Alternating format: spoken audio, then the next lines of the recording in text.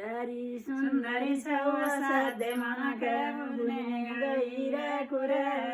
तिम्रो रूप स्वभाव शील गुणिलो बोली मिठो सब कुरा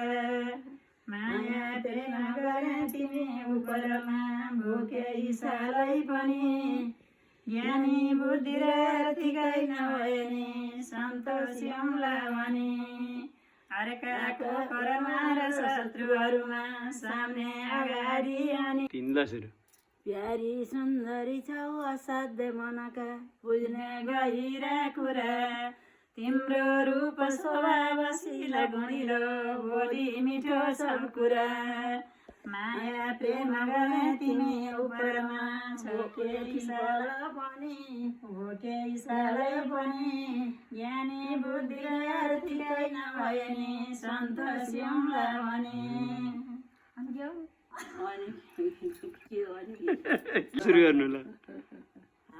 कष्ट छ दैव निष्ठुर हरे छोरीको जन्मले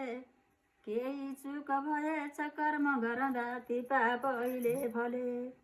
जो कर्म गरिन्छ कर्महरूको यो तो पाप यो जन्ममा भन्छन् शास्त्र सबै फलेछ अहिले यो छोरीको जातमा छोरीहरूको कर्मको कुरा गरे हैन कर्म दैव निष्ठुर हरे छोरीको जन्मले केही चुक भएछ कर्म गर्दा ती पाप अहिले फले जो कर्म गरिन्छ जो धर्म गरिन्छ कर्महरूको तो पाप यो जन्ममा फल बिर्स्या हो यो सिलेक चाहिँ मुरारी दाजुले भन्नुभएको मैले अलिक छोटो छोटो टुक्रा जानेछु त्यति मात्रै भन्छु ल देउराली अलि तलतिर वनमा पाके उनानका फल स्याक्लुङ्गे भनाचारी दिनभरि पारी शरीर दखल सानो हाते रुमालमा अलिकति पोको जुडाइकन